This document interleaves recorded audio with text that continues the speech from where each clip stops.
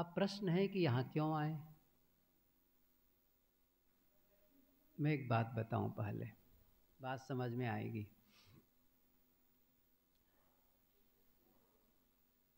देहरादून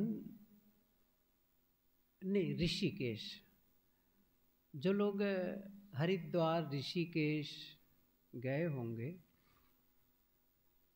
वहाँ किस प्रकार पहाड़ी और जंगल है, और वहाँ सन्यासी संत सब रहते हैं। एक सन्यासी ने अपना संस्मरण बताया कि हम लोग साधना की दृष्टि से एक बार ऊपर पहाड़ी पर चले गए। आश्रम रहा होगा, तो वहाँ रह रहे थे। इतने में एक सज्जन आया।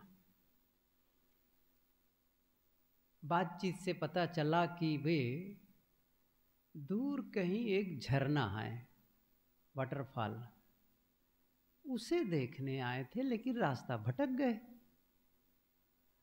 अब वापस कैसे जाएं? वैसे भी अंधेरा होने वाला है, मतलब वक्त नहीं रह गया है, और इधर जंगली जानवरों की भी डर है। क्या करें? तो हम लोग आए हैं। तो फिर संत ने, सन्यासी ने क्या कहा, अच्छा यहाँ हम लोग हैं, वो कैसे जाने? जाने इसलिए कि यहाँ से धुआं उठ रहा था। कुछ बनाते रहे होंगे भोजन महात्मा लोग, तो वो धुआं को देखकर यहाँ कोई ना कोई तो होगा, चले आए। तो बातचीत हुई। तो बातचीत करते करते पता चला कहाँ से आए, कहाँ। बाद में क्या पता चला कि वो वाराणसी से आए थे और बहुत बड़े विद्वान पुरुष थे, और एक प्रतिष्ठित विद्वान थे। तब बातचीत हुई तो सन्यासी ने पूछा, इस समय आप क्या कर रहे हैं?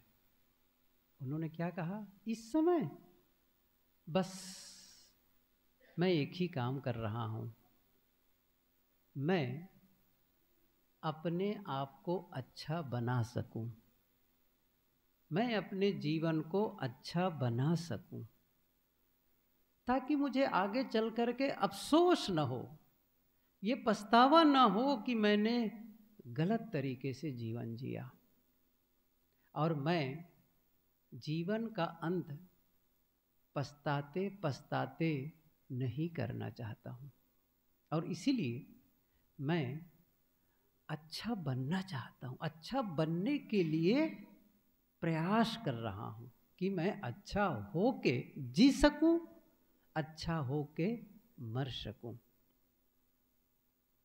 बहुत अच्छी बात लगी करते करते। अब उन्होंने कहा कि अब तो जब महात्मा ने रास्ता बताया, इधर से चले जाओ, बहुत नज़दीक है, पहुंच जाओगे। अच्छा, अब वो जाने के लिए खड़े हो गए कि नहीं, मैं तो अब रात नहीं रुकूंगा। हम तो सोचे थे आज आपके ही यहाँ मेहमान रहेंगे, लेकिन नहीं, अब जाना है। अच्छा, तो चलते चलते उन्होंने जब खड़े हो गए तो जो संत थे उन्होंने पूछा कि अच्छा, आप अच्छा बनना चाहते हैं, अच्छा हो के जीना चाहते हैं, अच्छा होने का प्रयास कर रहे हैं, इसके लिए आप क्या करते हैं? इसके लिए क्या करते हैं? तो उन्होंने कहा, और इसके लिए बस मैं उन लोगों को ढूंढता हूँ जो अच्छा बन चुके हैं, जो अच्छा जीवन जी रहे हैं, ताकि मैं उनके सानिध्य में आकर के अपने जीवन को भी मैं अच्छा बना सकूं। ये बात जो मैं शुरू में कहा था कि यहाँ क्यों आते हैं, और बाद में पता, वो जानते हो कौन से सन्यासी जिनके बारे में कह रहा हूँ? वे थे स्वामी अवधेशानंद गिरी। उनसे मैंने सुना। तो मैं ये कह रहा था कि अच्छा हो करके जीना चाहते हैं। अच्छा होना क्यों चाहते हैं? ताकि मैं अफसोस भरा जीवन, मैं अपने को बाद में धिक्कारूं ना। आप सोचो, एक आदमी गलती करता है और उसको जब सजा मिलती है तो किसको धिक्कारता है बताओ? खुद को ना, खुद को। ऐसे कई उदाहरण मैंने पढ़े जो बहुत अच्छे और इतने प्रसिद्ध लोग, इतने प्रसिद्ध जो कॉलेजियन स्टूडेंट थे तभी उनके नाटक जो लिखा करते थे उसका मंचन होने लगा था। इतना प्रचार, आगे चल करके वो आगे और बढ़े तो थोड़े दिन में बहुत बड़ा विद्वान हो गए, अच्छे लेखक, प्रसिद्धि बहुत। लेकिन जीवन बदला और क्या किया उसने? ऐसी वो अय्याशी, ऐसे खान पान, पूरा जीवन बर्बाद हो गया। और तब जब उन्हें जेल हुआ और क्या क्या बहुत सारी बातें, तो स्वाभाविक रूप से ये पत्रकार लोग पहुंच ही जाते हैं। आपने एक तरफ इतनी प्रसिद्धि पाई और आप ये हो रहे हैं, तो आपको क्या लगता है कि आपने जो किया लोगों के साथ में या अपने लिए, कैसा महसूस करते हैं? उन्होंने कहा कि मैं जो सबसे ज़्यादा नुकसान किया ना, किसी दूसरे का नहीं किया, मैंने खुद का किया। मैं एक अच्छा जीवन जी सकता था, जी रहा था, और इस बात को लेकर के जो अफसोस कर रहे थे, सोचो इस बात को लेकर के। हर वह इंसान पछताते हुए जीता है जो गलत कर बैठता है। ख्याल करो, एक आदमी पकड़ा जाए, हिंसा करते हुए पकड़ा जाए, चोरी करते हुए पकड़ा जाए, व्यभिचार करते हुए पकड़ा जाए, जानते हो क्या होता है? वो सिर उठा करके चलना कठिन, और ऐसा अफसोस भरा जीवन जीता है। मैं अफसोस भरा जीवन नहीं जीना चाहता हूँ। वो कैसे हो? अच्छा, तो अच्छा आदमी हो कैसे? अभी जो सुन रहे थे ना सद्गुणों की बातें, क्षमावान हो जाओ, ये कर लो, वो कर लो, निष्कामी हो जाओ, निस्वार्थी हो जाओ। अच्छा आदमी शरीर से नहीं होता, इस बात को समझे। अच्छा आदमी शरीर से नहीं होता। क्या शरीर का सही होना जरूरी नहीं है? जरूरी है। लेकिन किसी के सुंदर शरीर को देख करके, सुंदर चेहरे को देख करके आप नहीं कह सकते कि आदमी अच्छा भी होगा। किसी अच्छे डॉक्टर को देख करके नहीं कह सकते कि आदमी अच्छा भी होगा।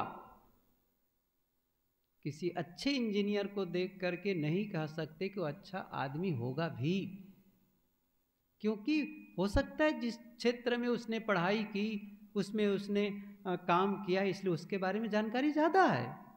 लेकिन उनका जो व्यक्तिगत जीवन है वो कैसा है? कोई एक अच्छा खिलाड़ी हो सकता है, लेकिन वह अच्छा आदमी हो ये कोई जरूरी नहीं है। तो अच्छा आदमी शरीर से नहीं, बड़े मकान से नहीं, धन संपत्ति से नहीं, पद से भी नहीं, किससे है? अच्छे आदमी की परख होती है उनके जीवन से, और उनके जीवन से का मतलब हुआ उनके गुणों से। गुणों से।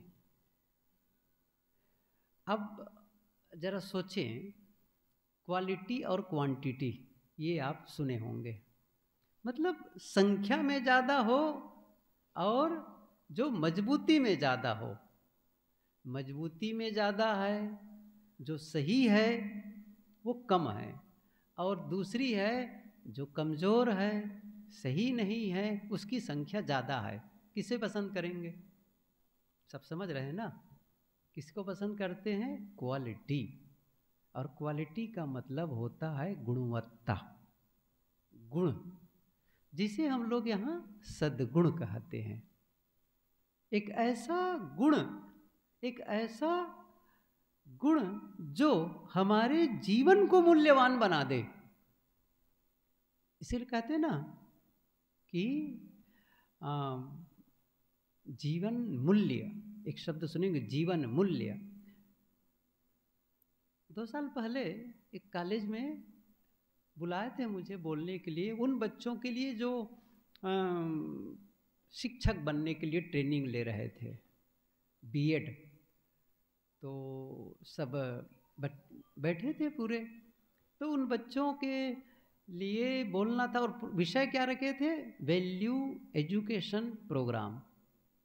वैल्यू एजुकेशन, वैल्यू बढ़ा दे, आपके जीवन के मूल्य को बढ़ा दे। वो तो जो बातें मैंने कही वो तो वहाँ की बात थी। मैं ये कह रहा हूँ कि क्रोध हमारे जीवन के मूल्य को नहीं बढ़ाता,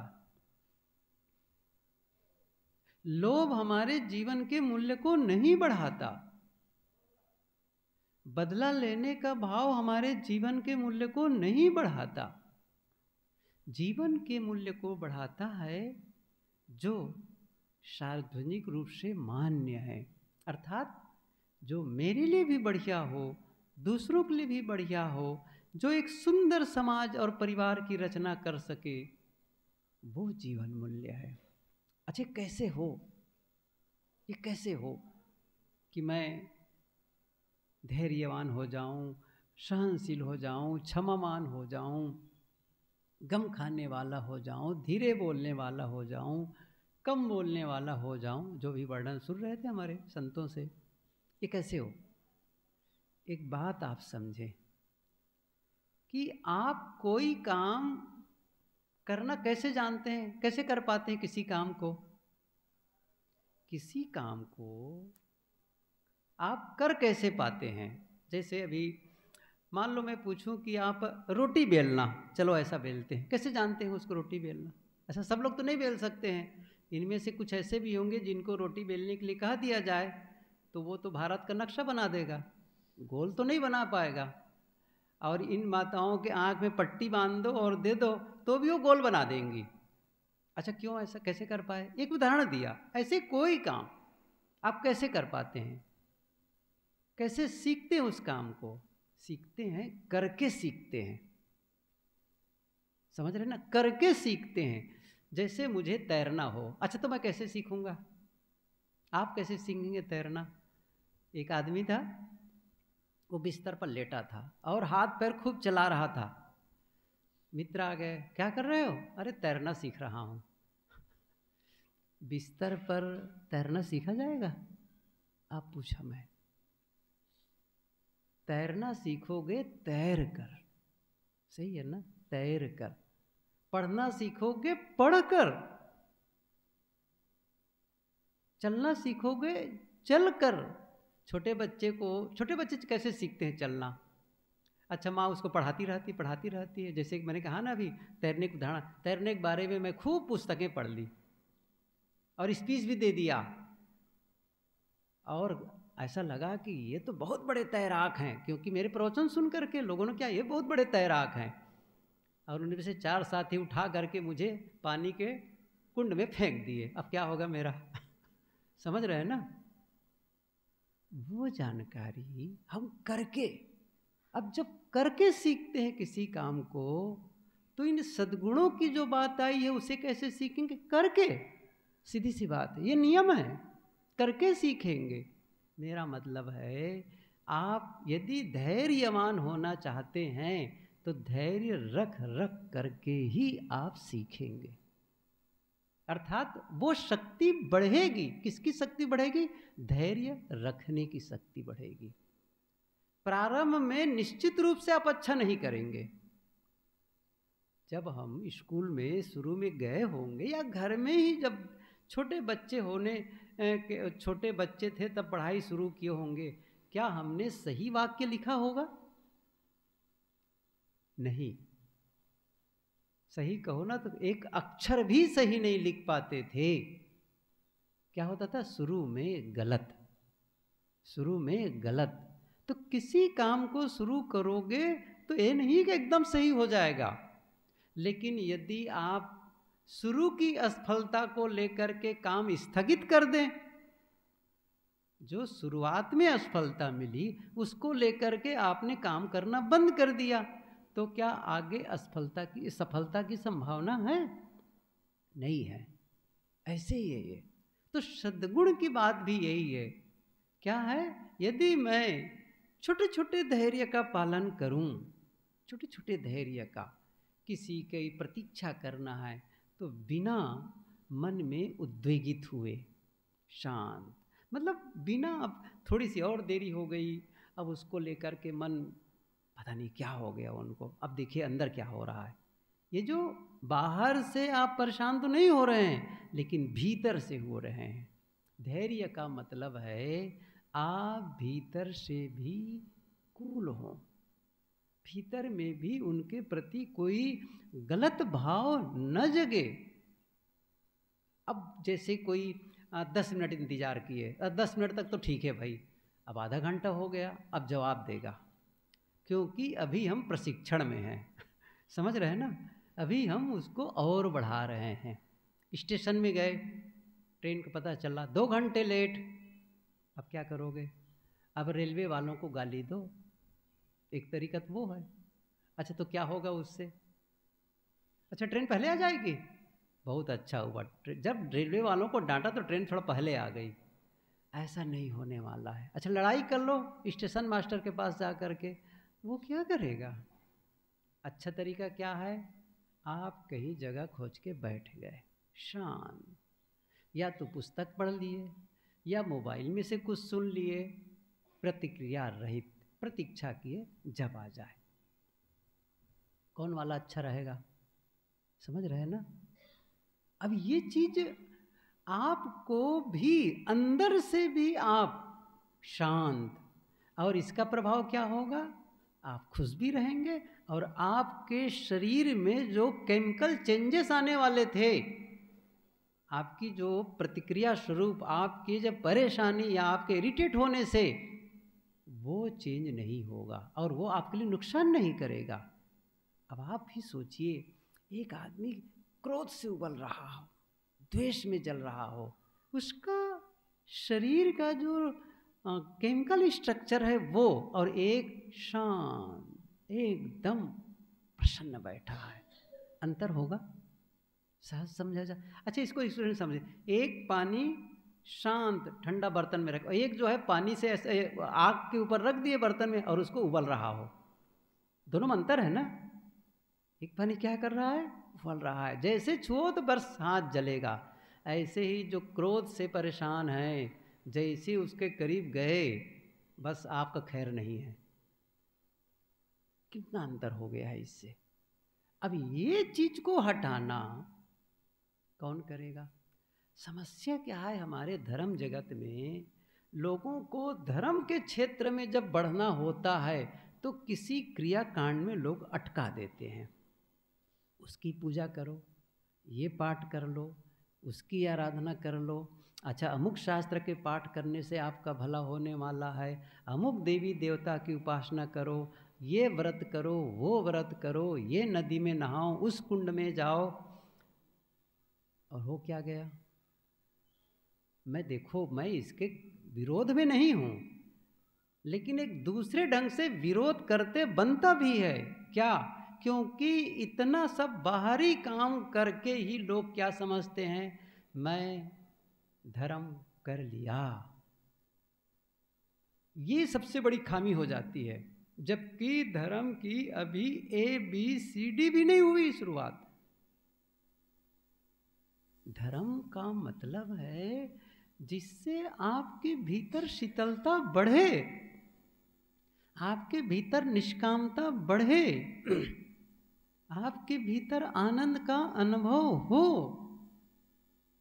क्षमा का भाव जगे, तभी तो है। तो फिर जीवन को तराशने का, जीवन को संवारने का, जीवन को सुंदर निर्मित करने का काम, इसमें क्यों मेहनत है? इसमें हमको बहुत कुछ का कंप्रोमाइज करना पड़ता है। कोई ऐसा कर रहा है, वैसा कर रहा है, शांत, ठीक है भाई, उनका ढंग है। अब ये करना कठिन है, ये कितना कठिन है। अब वो करना, बस हल्ला गुल्ला मचाओ, डांट फटकार चिल्लाओ, वो बड़ा सरल है। अच्छे लोगों का जीना बहुत कठिन है, बहुत कठिन है। किसी ऑफिस में जाओ जहाँ पर पैसा ले देकर काम होता है, वैसा होता है, काम चोरी करते हैं, वहाँ कोई ईमानदार चला जाए, बताओ कितनी उनको हैरानी हो जाएगी। कहते हैं एक पागल खाना था, और सच्ची घटना है ये, सच्ची घटना। उस जिस उनको बताया तो उसने जो प्रवचन किया बताया वो कि मेरे मित्र एक था जो उनका दिमाग खराब हो गया कुछ ही कर, अब उस जेल खाने पागल खाने में डाल दिया गया। ये हुआ कि भाई इसको 6 महीने डालो। अब वो पागल तो पागल ही है। फिर क्या हुआ, एक दिन बाथरूम में गया तो वहाँ पर क्या रखा हुआ था, वो फिनाइल होता है ना, ऐसा करने वाला, वो आदमी उसी को जाके पी गया। अब वो कितना मात्रा में पिया होगा बात अलग है, और ऐसा संजोग उसकी पूरी तरह से अंदर की स्थिति बिगड़ी, पूरी तरह से उनको लूज मोशन हुआ होगा, जैसा भी हुआ होगा। ऐसा संजोग कि उसको लेकर के उसका स्वास्थ्य ठीक हो गया, दिमाग ठीक हो गया, अर्थात वो पागल अब नहीं रहा, एकदम सही आदमी हो गया, एकदम सही आदमी हो गया। अच्छा, इसका मतलब नहीं किसी पागल को पिला दो, ये कोई दवाई नहीं है आप समझे इस चीज़ को। हमारे एक संत, ये विवेक के गांव का, हाँ, उनको उसके पैर में ऐसे तमाम बड़े बड़े मस्से टाइप का होते थे ऐसे, तो इलाहाबाद में होम्योपैथ के डॉक्टर ने उसको दवाई दी, धीरे धीरे करो, कई दिनों तक, महीनों महीनों खाते तक के ठीक नहीं हुआ। एक दिन वो बहुत उब गया, और जितना वो पूरे इसने शीशी में दिया था एक साथ पूरा खा गया, और ऐसा संजोग उसकी पूरी वहाँ पर खत्म हो गया। गए कैसे खत्म हो, एक साथ खा गया, मैं तो ऐसे कहे उब गया था खाते खाते। डॉक्टर ने कहा, दूसरों से भी कहे, अब ठीक है इनका हो गया, लेकिन दूसरे लोग ये गलती मत करना दूसरे लोग ये गलती मत करना। बहरहाल उस संदर्भ में लौटते हैं, तो अब वो आदमी ने क्या हुआ, अब 6 महीने तक रहना है। उसने क्या कहा, वो 6 महीने, 3 महीने तक जो उनके साथ बिताया, पागलों के साथ में कोई फर्क नहीं, और ठीक होने के बाद जो 3 महीना बिताया ना, वो जानते हो, इतनी परेशान, इतना, पहले क्या है, कोई मेरे कंधे पर चढ़ गया, कोई मुझे मुक्का रहा था, मैं भी चढ़ जाता, मैं भी मर, कोई फर्क नहीं पड़ता था, लेकिन अब तो वैसा कर नहीं सकता था। अब बताओ, वो आगे चढ़ गया, अब क्या करूं। और लोगों से कहता वहाँ के रक्षक से कि मैं ठीक हो गया हूँ, तो क्या कहते, सभी पागल यही कहते मैं ठीक हो गया हूँ तुम्हें और रहना है। अब सोचिए, मैं ये कह रहा हूँ, जब आप अच्छा होके जीना चाहेंगे तो ये विषम परिस्थिति का सामना करना पड़ेगा, तो भी आपको धैर्य बनाए रखना है, तब धर्म होगा। आरती घुमाने से धर्म नहीं होगा, मंत्र पढ़ने से धर्म नहीं होगा, धर्म का उद्घाटन तब होता है।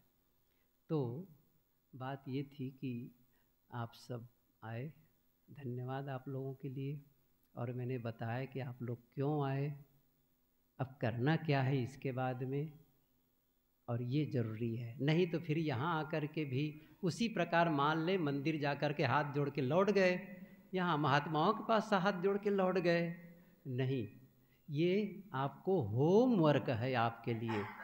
नहीं मुझे ऐसा होना है, नहीं मुझे घर में कैसे करना है, ये होमवर्क जब आप पूरा करेंगे तभी आप परीक्षा में पास हो पाएंगे। सबको साहेब बंदगी साहेब।